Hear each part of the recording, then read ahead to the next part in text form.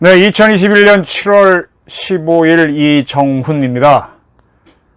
네, 코로나 델타 바이러스 확산이 심각한데요. 왜 이렇게 방역이 엉망이 됐냐, 이걸 놓고 김호란이 문제냐 정은경이 책임져야 되느냐 논란이 일고 있습니다. 김호란이냐 정은경이냐, 오늘 제목으로 잡았습니다. 오늘 제가 상당히 중요한 행정 시스템에 대해서 제 의견도 설명드리겠습니다. 그리고 이 설명은 제2의 문재인 출연을 막기 위한 하나의 방편이라는 걸 미리 말씀드립니다.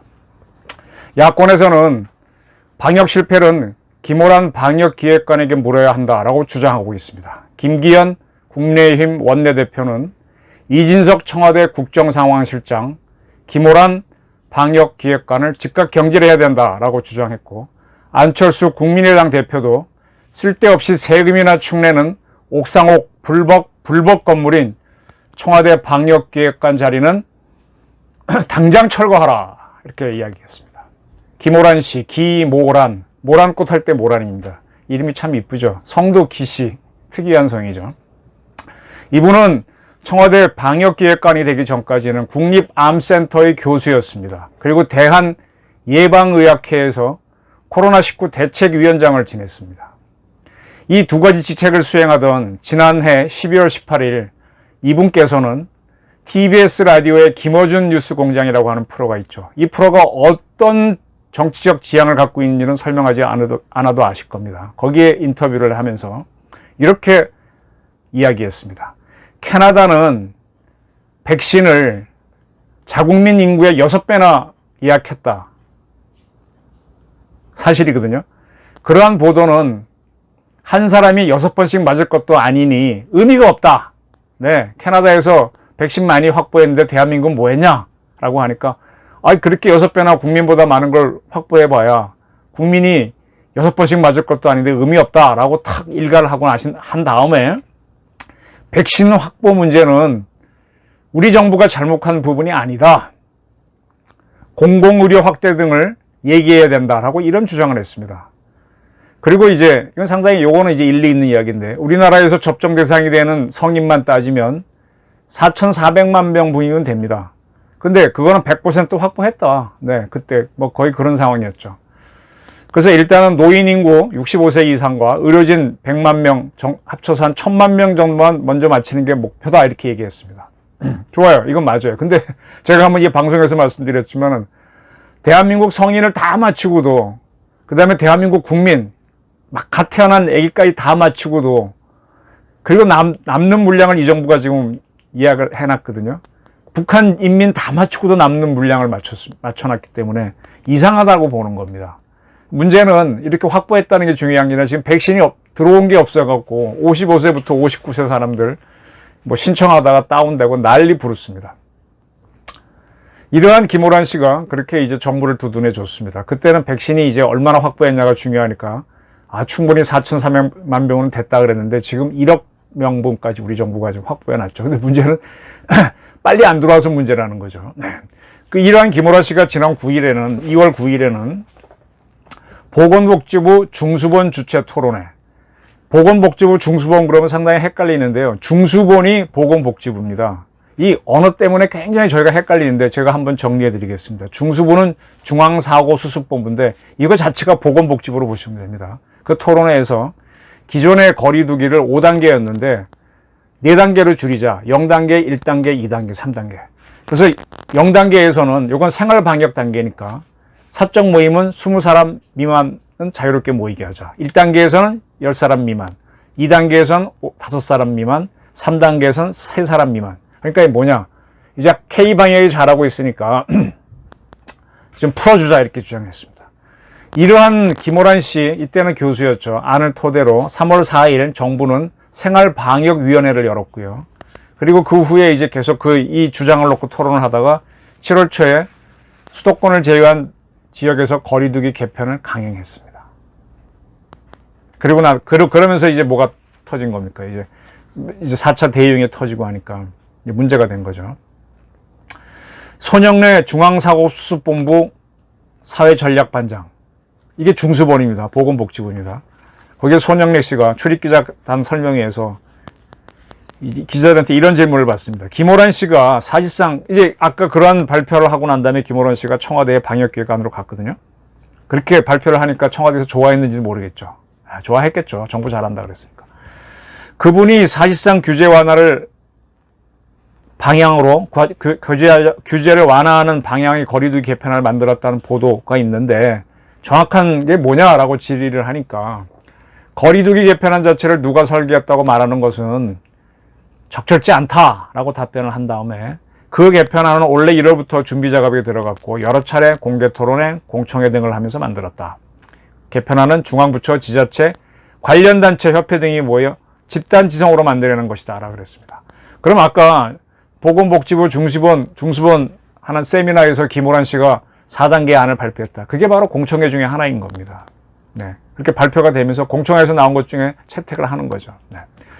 저도 뭐 이런 공청회 제 자신도 참여해봤고 제 자신도 토론을 해봤고 제 자신도 뭐 발표를 해봤습니다. 그렇게 해서 이게 아주 요식행위인데 결국은 정부가 원하는 안이 있죠. 그 안을 갖고 어떤 경우에는 공청회를 했다라는 기록만 남기기 위해서 공청을 하는 경우도 있습니다. 그건 해야 되는 조치이기 때문에. 그리고 이제 이름이 하도 많았고 손영래 반장은 이런 설명도 했습니다. 김호란 기획관이 제안했던 안과 개편된 사회적 거리두기와는 상당히 다르다. 당시 기교수는 1단계부터 사적 모임 제한을 넣었고 이런 규조가 넣었는데 그게 심하다고 판단해 다른 안을 만들었다. 그런 설명을 했습니다. 그리고 개편안 적용 시점에 대해서는 당시에 이미 유행 상황이 안정적이었다라고 반박을 하면서 지난 2월부터 거리두기 개편안을 논의했지만 유행 확산세가 안정되지 않아 6월까지 종전 체계를 끌어왔다. 그리고 6월 초까지 중순까지는 방역 상황이 좋았다. 이러한 상황이라면 6월 말 기점으로 7월부터 전환하는 게 타당하겠다는 인식이 중수본, 다시 말씀드리면 보건복지부, 방대본은 또 뭐냐 그런데 이따 설명드리겠습니다. 이게 질병관리청입니다. 방대본 중수본뿐만 아니라 전반적인 사회 기조였다. 그렇게 주장을 하면서 누군가의 의견으로 일방적으로 결정될 수 있는 건 아니다 라면서 김호란 씨를 변호해 줬어요. 그러나 어쨌든 이제 김호란 씨가 이 방역을 잘못했다는 직탄은 쏟아지고 있습니다. 국회 보건복지위원회에서도 이용호 무수석 의원이 야당에서 김호란 책임론을 이야기하는데 진짜 그 사람한테 책임이 있냐라고 물으니까 정은경 질병관리청장이 책임은 정부한테 있습니다 라고 답변합니다. 정은경 씨 참 인상이 좋죠. 국민 만면이라는 얘기도 한때 나왔었죠. 그리고 한 외신의 표지 모델로 됐을 거예요. 인상이 참 헌신적으로 일하시는 분이죠. 그리고 권도철 보건복지부 장관은 방역과 관련해서는 각 부처에서 충분히 논의하고 전문가와 지자체 의견을 들어서 결정한다. 누구 한 사람이 독점하지 못한다. 뭐 그런 설명들을 했습니다.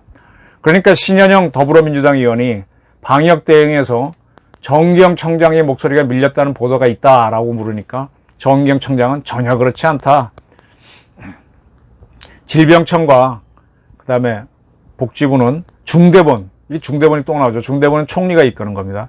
지휘 체계 아래에서 모든 의사결정과 대응을 하고 있다라는 원론적인 답변을 했습니다. 소식껏 방향하고 있냐라는 거니까 소식껏 하고 있다라고 답변했습니다. 네. 이제 이런 건 결국은 김호란 씨하고 정은경 씨, 정은경 질병청장하고 관리청장하고 김호란 청와대 방역기획관을 도대체 누가 실세냐, 누가 대한민국 방역을 책임지는 거냐, 누가 이끌고 있고 누가 얼굴 마담이고 누가 실제 주인이냐 이런 질문인 거죠. 두 사람을 간단히 제가 비교를 해봤습니다. 이 표를 한 번에 보시면 좋을 것 같네요. 64년생, 65년생 거의 비슷한 나이입니다. 정은경 씨가 한 살 많은 걸로 되어 있습니다. 용띠, 뱀띠네요. 김호란 씨는 뱀띠고 정은경 씨는 용띠네요. 근데 이 정은경 씨는 가족관계가 거의 알려진 게 없어요. 재산 신고할 때 남편 명의로 재산이 있다고 신고가 됐는데 남편이 누군지는 아직 알려진 게 없습니다. 반면 김호란 씨는 남편이 현재 민주당 양산갑 위원장, 정치인이죠. 국회의원이 되지 못한 정치인이고 이분의 아버지는 기세춘 선생이라고 대한민국에서 있었던 자생적 공산주의 단체인 통역당에 연루돼서 실형을 살았던 분입니다. 정은경 씨는 전남 광주 출생입니다. 김호란 씨는 서울 출생으로 되어 있는데 부친은 전북 정읍 출생입니다. 정은경 씨는 광주 출신이니까 광주에 전남여고 나와서 서울대 의대를 나왔고 서울대에서 보건학 석사를 했고 서울대 예방의학 박사입니다. 김호란 씨는 서울의 금옥여고 나와서 한양대 의대를 갔습니다. 이분이 한양대를 갈 때는 한양대학이 2차 후기 대학이 아니죠. 그때는 전기 후기 없어졌으니까 뭐 서울대나 연대나 고대나 그다음에 뭐 카톨릭 의대나 한양대나 경희대나 본인이 택해서 시험 봤는데 한양대로 갔습니다. 그리고 한양대 의대 석사를 하고 서울대에서 공중위생학 석사가 2개입니다. 그리고 한양대 의대 박사가 됐습니다. 정은경 씨는 박사가 될 때쯤에 질병관리청의 전신인 국립보건원 연구관으로 특채대 들어가면서 공직 생활을 시작했고 김호란 씨는 교수의 길을 갔습니다. 조금 더 공부하느라고 세월이 길었는지 2005년도에 을지대학교 의과대학 예방의학실 교수가 됐습니다. 학술 자료관장, 도서관장일 겁니다. 그것도 했습니다. 그리고 이제 정은경 씨는 뭐 보건복지부로 이제 국립보건이 들어온 다음에는 계속 과장, 뭐 보건산업기술과장, 응급의료과장 등등등등등 하다가 2014년에 질병관리본부가 이제 만들어지니까 거기에 또 과장으로 갔다가 그 다음에 질병예방센터장을 거쳐서 긴급상황센터장을 거쳐서 질병관리본부장을 하다가 작년 9월 문재인 대통령이 이 정은경 씨의 헌신적인 모습이 하도 국민들이 좋아하니까 본인이 직접 질병관리본부를 찾아가서 청장의 임명장을 줬죠. 그때 뭐 쇼였다는 얘기도 있었고 제가 다루기도 했었죠. 네. 그 질문 안 받으려고 엉거주춤 대통령이 빠져나가는 모습이 있었죠. 네. 김호란 씨는 을지대에서 교수를 하다가 을지대 보건대학원장까지 하신 다음에 국립암센터에 있는 국립암대학원대학교로 옮겨가서 암관리 정책학과 교수를 했습니다. 그러면서 대한예방의학회 회원으로서 메르스가 유행했을 때 메르스 대책위원회 위원장을 했고 코로나가 유행했을 때는 코로나 대책위원장을 했습니다. 그래서 이분은 쭉 교수로 계시다가 뭐 학회에 참여하는 건 교수의 당연한 일이니까 뭐 그건 그렇고 그러다가 올해 4월 달에 대통령 비서실 사회수석비서관실의 방역기획관으로 갔습니다. 1급짜리입니다. 계급으로 따지면 청장이 높으니까 김호란 씨가 한 급발 처집니다. 그러나 힘으로 보게 되면 대통령이 있기 때문에 한 3곱절 세다는 게 저희 판단입니다. 자, 김호란 씨 부친 김세훈 선생은 통역당 연루자죠. 실형을 사셨던 분입니다. 통역당은 거듭 말씀드리지만 대한민국에서 생겼던 자생적 공산주의 단체입니다. 인혁당이 고전에 있었고요. 그 여기에 연루된 유명한 사람이 소주의 소주 문체를 써준 신영복 씨죠. 돌아가셨죠, 지금. 신영복 씨가 어깨동무체라고 하는 신영복체라고 하는 독특한 이 글씨체를 만들었는데 이거를 뭐 민간 기업에서 자기네 광고를 할 때 그 글씨를 쓰는 건 어쩔 수 없는데 간첩 잡는 조직인 국정원의 원운석을 이분의 글씨체로 새겨서 이번에 국정원 환갑인 지난 6월 달인가요? 개막을 했습니다. 그래서 제가 거기에 맞춰갖고 환갑 맞은 국정원 환장하겠나요라는 기사를 주간동호에 쓴 적이 있습니다. 자, 이렇다 보니까 이제 그 딸이다 보니까 사람들이 조금 예민한 문제가 있죠. 근데 문정권을 가만히 보면요. 제가 이 탈핵 비판이라는 책을 썼다고 2011년도에 만들었다고 그럼 몇 차례 말씀드렸는데 그 책에 보면 설명이 다 되어 있습니다. 문정권은 북한 핵은 외면하고 대한민국의 원전을 없애는 탈핵 정책을 추진했어요. 대통령 공약으로. 그죠? 근데 또 이 정권이 이상한 게 북한은 그렇게 북한의 핵은 외면하고 대한민국 군사력을 약화시키는 한미연합훈련, 한국 합참의 단독훈련 다 줄이고 있습니다. 그리고 전작권 전환을 박근혜 정부가 안 하도록 해놨는데 그걸 또 꾸역꾸역 추진하고 있어요. 뭐냐? 대한민국이 자꾸 약하는 쪽. 이 전기가 없으면 경제가 어려워지고 살기 어려워지는데 자꾸 그런 쪽으로 몰고 한국군 약화시키고 그리고 북한 인민을 해방시켜서 대한민국 통일을 이루는 과업을 해야 되는 국정원에 신영복체의 원운석을 세우고 있으니 참 문재인 정권이 희한합니다. 그것뿐만이 아니라 국정원의 대공수사국을 경찰청 국가수사본부로 보내서 안보수사국으로 바꾸게 했죠. 그러면서 대공수사력을 되게 약화시켰죠. 그리고 국군기무사령부는 안보지원사령부로 바꿔갖고 아주 무력화시켰고, 경찰, 검찰, 공안부는 아예 없어졌죠. 그러니까 참 이상합니다. 아니, 통일을 하려면 통일을 하지, 왜 북한이 우리를 통일하는 걸 막는 그런 부서들을 다 없애는지 참 희한합니다.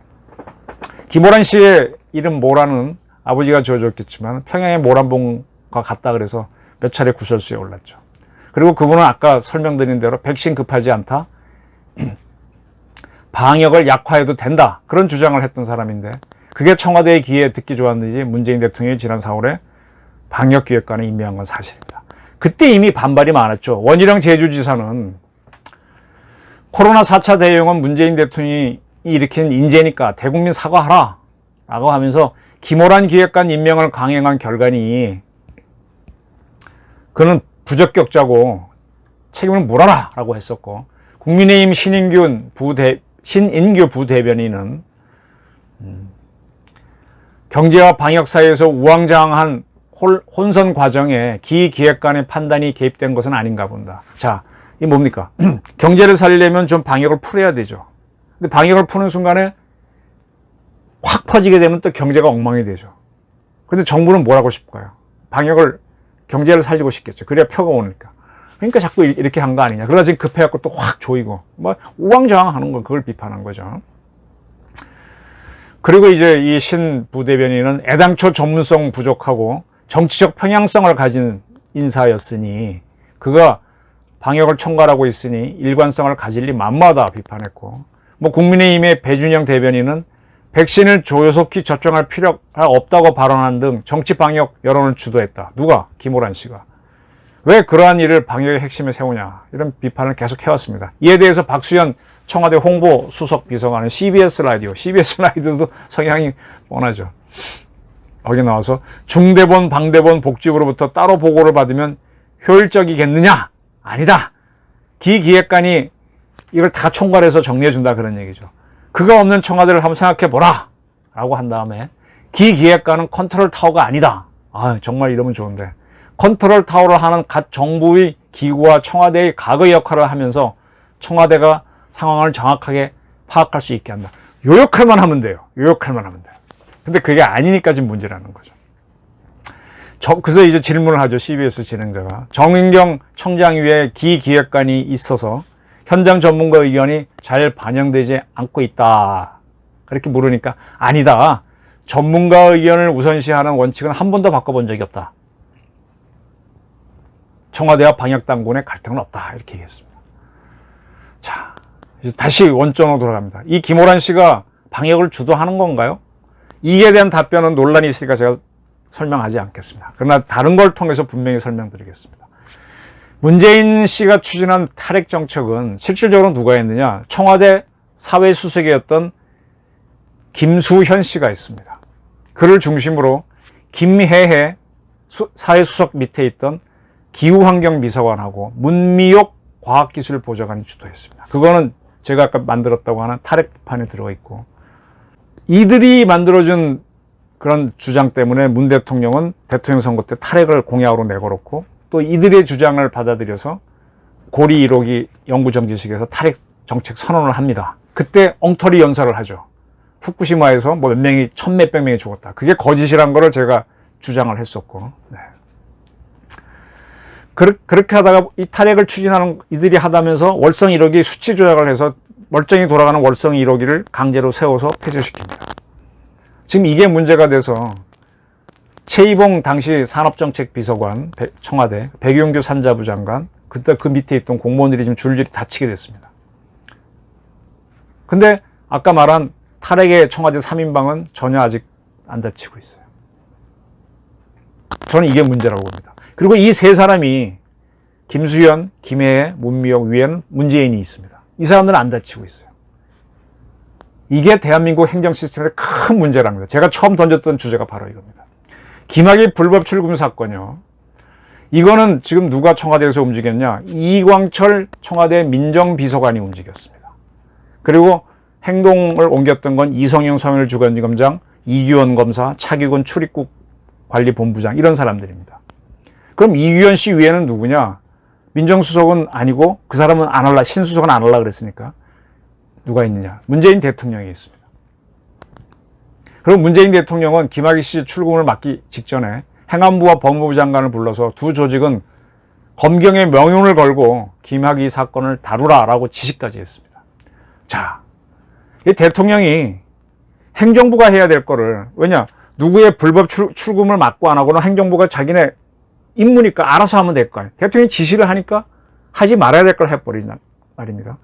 그리고 원전이 어떻게 세우냐, 이건 법적으로 다 대한민국은 돼 있어요. 근데 대통령이 하라 그러니까 수치 조작을 하기 위해서 세우게 되는 거죠. 거지 않습니까? 이게 뭐예요? 대통령이 법을 어기고 하게 되는, 법치를 무시하는 제왕적 대통령, 군주적 대통령. 대한민국은 공화국인데 군주제로 돌아가는 나라로 만드는 이런 상황이 벌어지는 거죠. 여기에 굉장히 어느 한쪽의 이념으로 편향된 김수현이라든지 이런 사람들, 김혜혜 이런 사람들이 들어가서, 또 이광철 이런 사람이 들어가서 대통령을 또 사바사바하게 얘기해서 자기 말 듣게 아바타로 만들어서 자기 뜻을 펴버리니까 이게 문제가 되는 거죠. 이렇게 해서 대한민국이 잘 나가면 좋은데, 그분들의 이념이 오르면 좋은데 틀리니까 대한민국이 이제 힘들어지는 거죠. 이게 문제입니다. 근데 형식상으로는 말이에요, 청와대가 이런 거 하면 안 돼요. 제가 한번 설명을 드릴 텐데, 이 사람들은 다 비서관입니다. 비서관은 영어로 세크러터리입니다. 세크러터리는 뭐예요? 시키는 일만 하는 겁니다.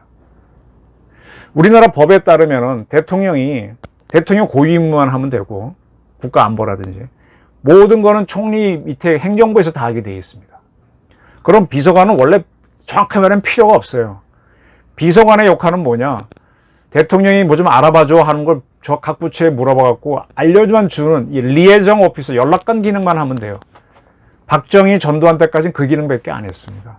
근데 이게 점점 청와대가 비대해지면서 행정부가 있음에도 불구하고 각 부처 장관 역할 똑같이 할 수 있는 사람들 비서관을 쭉 고용해갖고 대통령이 직접 행정을 하는 모양이 만들어지면서, 그러면 이게 책임을 져야 되는데 책임을 안 지니까 책임은 또 이 앞에 있는 이 사람들, 장관들이 지게 되니까 나라가 엉망이 되는 거죠.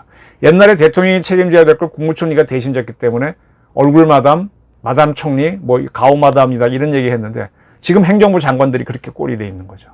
방역 문제에 관해서는 정은경 씨가 실세인데 해야 되는데 그 사람이 일종의 얼굴 마담이 돼 있고, 김호란 씨가 실세고, 근데 그분이 잘하면 좋은데 못한다, 이런 문제가 나오는 겁니다. 지금 이 코로나 문제를 어떻게 정부가 법적으로 다루게 돼 있냐, 이거 딱 틀이 짜여져 있습니다. 우리나라 법에는 이러한 문제가 생기면 중앙안전대책본부를 가동하도록 되어 있습니다. 이 중앙안전대책본부는 행정안전부에 있고요.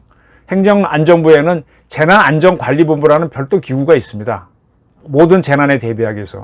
그리고 재난이 딱 터지면 재난관리본부장은 이제 차장이 되고, 행정안전부 장관은 본부장이 돼서 이 사건 사고를 대응해 가게 되겠습니다.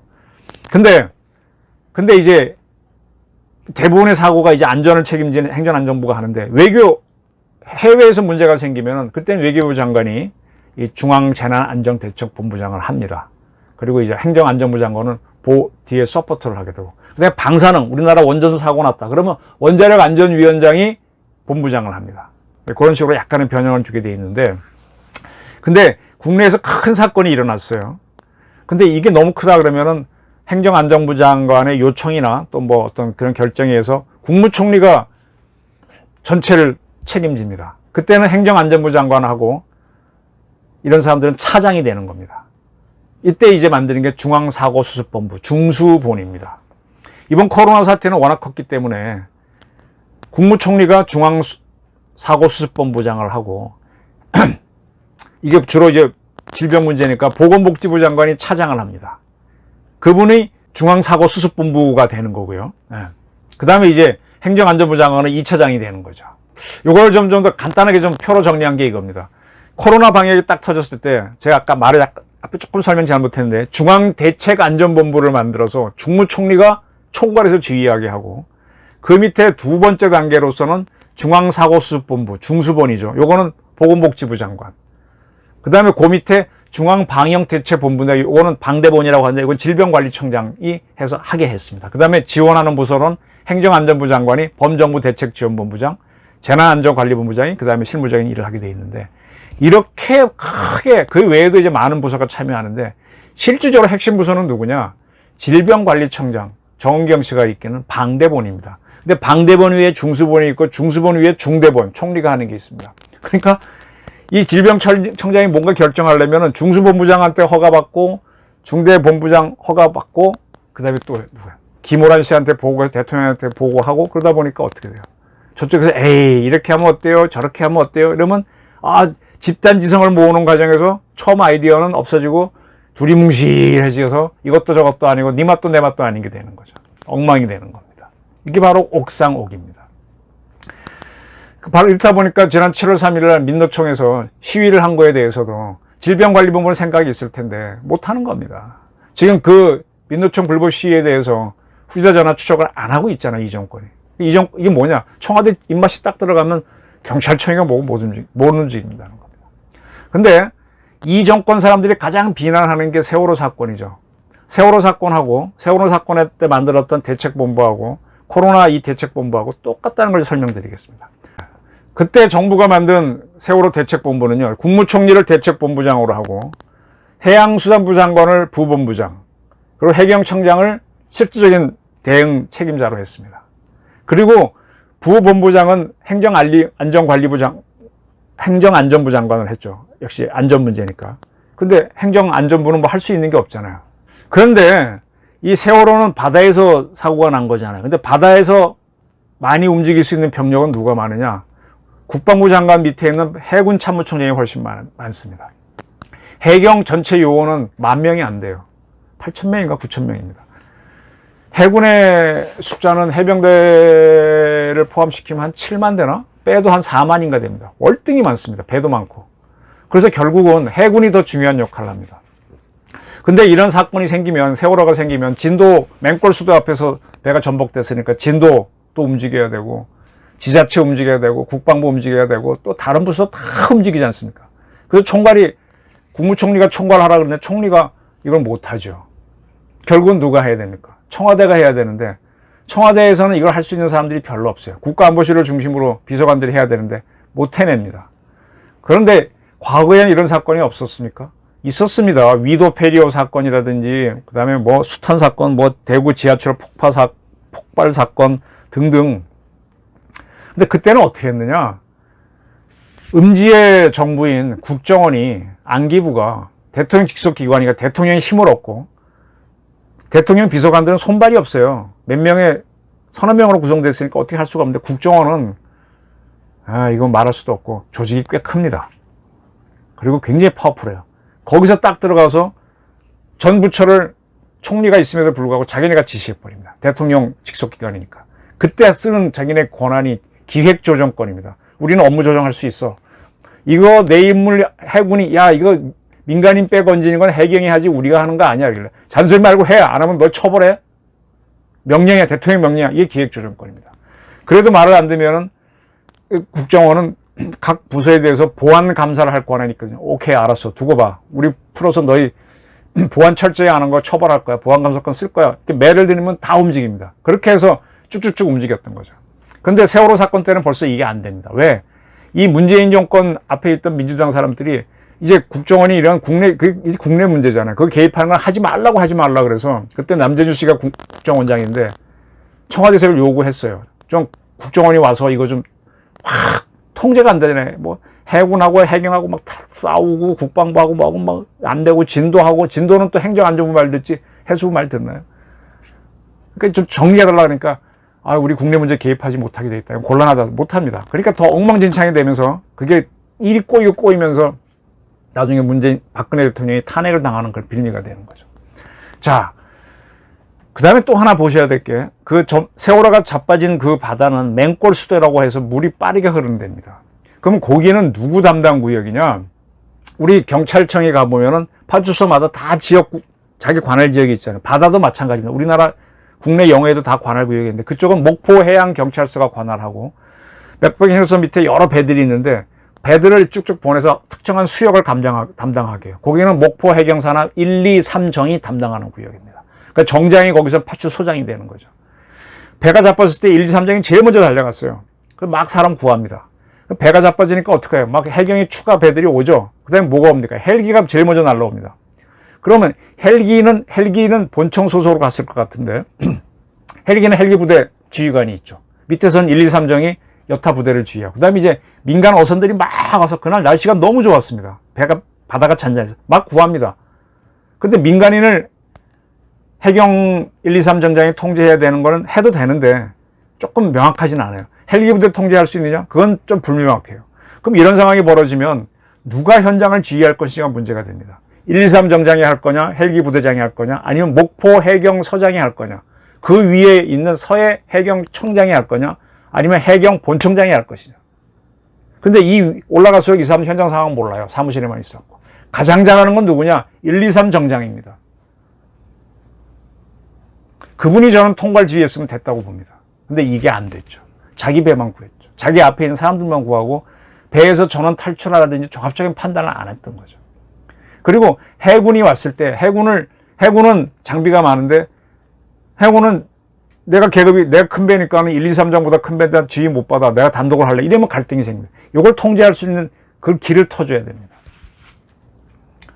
그 다음에 이 현장 지휘가 실패하면 그 다음에 이제 범정부 대응으로 갈 때는 국정원 같은 게 나와갖고 탁 잡아줘야 되는데 이게 없으면은 뭐 총리를 본부장, 뭐 장관을 부법무장 모셔도 이거는 안 됩니다. 그때 대통령이 와서 탁 당신이 책임지고 해라고 하지 않는 이상 안 됩니다. 뭐 김호람 아니면 그때 뭐 국가안보실장 그 중국 대사였던 사람 누구야 갑자기 생각이 안 나네. 육군총장 했던 그런 양반들이 목숨 걸고 하지 않는 이상 그 사람들이 어떻게 하겠어요? 못합니다. 우왕좌왕되는 거죠. 갈팡질팡하는 거죠. 국가안보실이 그때 딱 청와대에서 그럼 정신 차리고 해야 되는데 치안하고 안보는 청와대가 책임져야 되는데 국가안보실은 군사항 아니라고 뒤로 빠져버렸죠. 그러니까 박근혜 대통령이 탄핵되는 겁니다. 근데 이러한 사태는 우리뿐만 아니라 다른 나라도 당합니다. 뭐 워낙 많은 사례가 있는데 미국에서 2005년 카타리나라고 하는 허리케인이 와서 플로리다가 작살난 때가 있습니다. 미국에서는 FEMA라고 FEMA라고 하는 데가 이 사건 사고를 종합적으로 하는 데인데 굉장히 큰 타격을 입었죠. 그때 미국에서는 어떻게 대응했는가 하면은 워낙 크니까 이제 일단 재난은 소방대가 대응합니다. 그러니까 막 소방대 경찰 들어가고 주방위원 동원하고 그 다음에 타 카운티에 있는 막 소방대 오고 난립니다. 연방 차원에서 지원하는데 사건 초기에 플로리다의 각 카운티, 우리 얘기하면 군인 정도 되겠죠. 거기에 소방대장이 외부에서 오는 모든 지원 세력을 통괄 지휘합니다. 이게 온씬 커맨더, 현장 지휘관입니다. 이걸 위해서 이게 굉장히 중요합니다. 우리도 1, 2, 3 정장이 현장 지휘관이 돼서 딱 지휘했으면 되는 거예요. 근데 그게 우리가 준비가 안 된 거죠. 현장 지휘관이 굉장히 중요합니다. 초기 대응에서. 그래서 온씬 커맨더를 딱 하려면 이분은 자기 부대에만 지휘하는 게 아니라 타 부대랑 합동작전하는 거, 연합작전하는 거 키워야 됩니다. 요거를 북한이 굉장히 고민해서 그 다음에 전군의 관부화라는 표현을 하잖아요.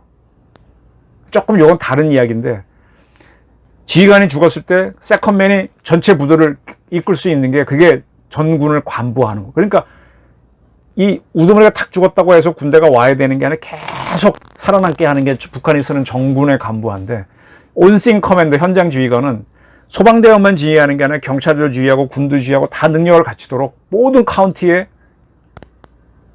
소방대장을 훈련시켜 놓는 거죠. 소방대장뿐만 아니라 뭐 산불이 났으면 산불 끄는 거 지휘관도 해놓고 다 이렇게 종합지휘 능력을 다 갖춰 놓는 거죠. 이 훈련을 많이 시켜놔야 됩니다. 그러면 대응이 굉장히 잘 됩니다. 요거를 보여주는 좋은 사례가요. 이런 훈련을 하지 않았는데도 된 적이 있습니다. 2010년에 연평도 포격전 기억하실 겁니다.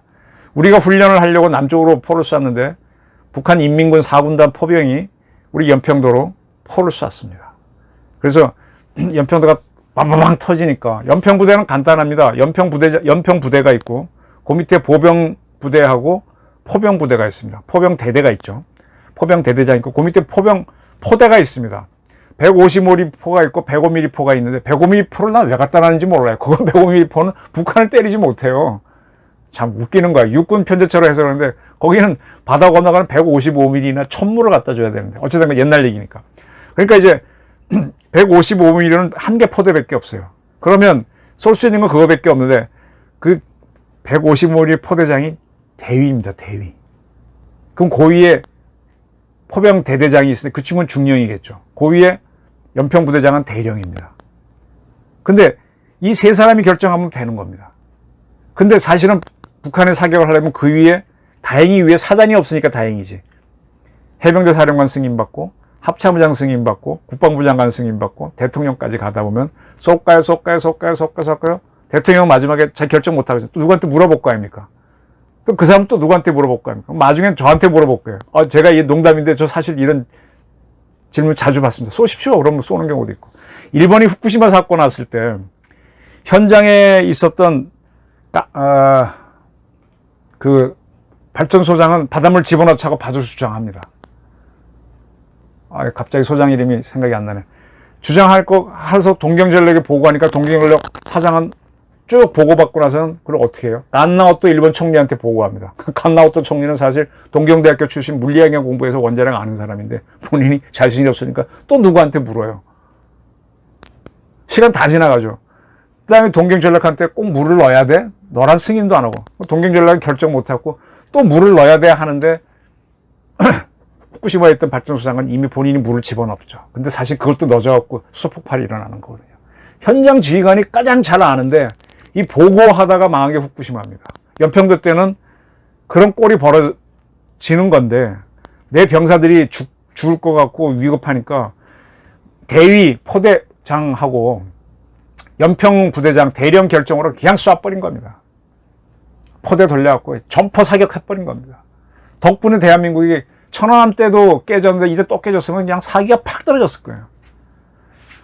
그래서 그때 이명박 대통령 국방부 장관 살았죠. 자기들이 결정하라서 못했을 거예요. 합참의장도 그렇고. 제가 이런 얘기하는 거는 제가 연평도 포격전 천안함 사건에 대한 책을 냈기 때문입니다. 천안함 정치학, 연평도 정치학 책을 냈기 때문에 이 얘기를 하는 건데 바로 이때 이런 게 있었기 때문에 아덴만 여명 작전 때 소말리아 해적을 해군이 단독으로 잡을 수 있는 그런 배심이 생긴 거. 현장 지휘관한테 맡겨야 됩니다. 대한민국은 보고체계가 너무 길고요. 그때 책임성이 전혀 없는 청와대가 끼어들어서 감나라 배나라는 게 문제입니다. 바로 이 사람들은 비서들인데 비서들은 리에정 오피서만 하면 되는데 지들이 아이디어를 내서 대통령한테 갖다 주고 대통령 지시사항인 양 해갖고 부채 전파를 해서 자기가 대통령 역할을 해버려요. 아까 김수현이 같은 사람. 대통령 연설문 지가 엉터리 썼다고 나한테 자백했거든. 근데 대통령 자기는 책임도 안 줘. 후쿠시마 몇 명, 1,000몇 명 죽었다고. 그래서 탈핵정책 하게 해놓고 나서. 그러니까 결국 비서관이 뭐예요? 대통령을 모시는 각부 장관이 되고 각부의 장관들이나 이런 사람들 허수아비가 되는 겁니다. 이게 제왕적 대통령, 군주적 대통령, 헌법을 무시하는 대통령이 되는 겁니다. 이걸 없애야 돼요. 차기 대통령 되실 분들은 그 문제를 고민하셔야 됩니다. 행정부가 움직이게 해야 되고 따라서 이 방역 문제는 결국은 방대본인 질병관리청이 하니까 정경 씨가 죽든 살든 책임지게 하고 못하면 그 사람을 잘라야 되는 겁니다. 근데 감나라 배나라 이순신 장군이 이순신 제독이 그렇게 많이 승리했던 거는 그 양반이 간섭을 안 받았던 거예요. 위에서 내려오는 지시대로 하면 집니다. 뭔지도 모르고 헛소리 하는 거거든요. 근데 그 헛소리를 그대로 따라 했다가 충실하게 따라 했던 갔다가 대패한 사람이 원근입니다. 7천량 해전에서 조선수군 300척이 전멸합니다. 그때 남은 13척을 갖고 이순신이 그 다음에 막는 겁니다. 이순신은 그런 지시를 안 들었기 때문에 빠따 맞는 거죠. 곤장 맞고 백의종군 이등병원 강등돼서 그러다가 이제 원균이 실패하니까 다시 복권하는 거죠. 현장한테 맡게 됩니다. 제가 현장 가면 전 재판단으로 기사를 보내고 위에서 무슨 오달해도 헛소리 하면 기사 안 쓰고 대신에 제가 데스크 할 때는 기자들 취재 오면은 저한테 보고를 해요. 그래서 왜 보고 듣고 나서 그럼 당신이 판단은 이게 뭔데 뭐가 진실인데 그러면 나보고 골라달래요. 그래서 야 임마 내가 현장도 안 가는데 네가 알지 그랬더니 자기도 잘 모르겠대. 모를 수 있지. 그럼 네가 보기엔 뭐가 제일 유력한데 그러면 이거래. 그럼 1번으로 써. 그러면 어떻게 이걸 쓰냐 그래. 당신이 봐서 1번인 게 가장 유력한 거고 그러면 기자 아니지. 그냥 일반 얘기꾼이지. 그러니까 당신 책임지고 봐야 될 거 아니야. 그러면 스트레스 준적이 많은데 그렇게 해야 됩니다. 그렇게 훈련시켜야 됩니다. 자, 김호란이냐 정경이냐 이 문제 깊이 보셔야 되고 제2의 문재인 같은 제2의 박근혜 같은 대통령 우왕좌왕하는 걸 안 만들려면 각 행정부처가 책임지도록 하고 대통령은 뒤로 빠져 있어야 됩니다. 대통령 전문가가 아니잖아요. 상황만 파악하면 되는 거예요. 그리고 업무 조정을 해줘야지. 국정원을 동원해서 못하니까 이번엔 해수부가 책임지고 세월을 해결하십시오. 해경이 하십시오. 그 해군은 도와주십시오. 터졌으면 정은경 본부장한테 청장 될 때 임명장까지 갖다 준 게 누구예요? 문재인 대통령이잖아요. 그러면 김호란 씨가 아닌 정권을 다 정은경한테 줘야지. 이분한테 하십시오. 도와주십시오. 정은경 청장. 이렇게 해야지. 쭉 빠져가지고 말이야. 자기 유리한 대로 움직이다 개판되니까 청와대 기자실이나 폐쇄하고. 그러고 나서 그거 막 따지면은 뭐 다른 거 이번에 뭐지? 추미애 씨가 대통령 선거 나오겠다고 하면서 뭐 어쩌고 저쩌고 하니까는 뭐 대통령이 할 말이 없으니까 나는 지금 방역 문제에 집중해야 된다고 또 그런 소리. 그럼 결국 자기가 김호란 씨 통해서 하고 있다는 얘기 드러낸 거 아닙니까? 이거 안 돼. 이건 민주주의 위반입니다. 그래서 이번 사건을 토대로 대한민국에 행정학 하시는 분들 많은데 미국에서 대통령제를 어떻게 움직이는지, 영국에서 의원 내각제를 어떻게 하는지 잘 보시고 대한민국의 제왕적 대통령, 민주주의를 협박하고 있는 문재인 체제를 다시는 안 나오게 하도록, 그리고 국가 위기에 잘 대응하도록 좀 짜주실 거를 부탁드립니다. 굉장히 긴 이야기였고 주제 넘은 좀 강의 성격도 있었는데 일부러 조금 어려운 주제를 택해서 김호란과 정은경의 둘의 어떤 다툼을 소재로 하나의 행정 시스템 맹점, 국가 위기관리 시스템에 대해서 어떻게 해야 되는지를 좀 설명드려봤습니다. 조금 지루했는데 경청해 주셔서 감사합니다.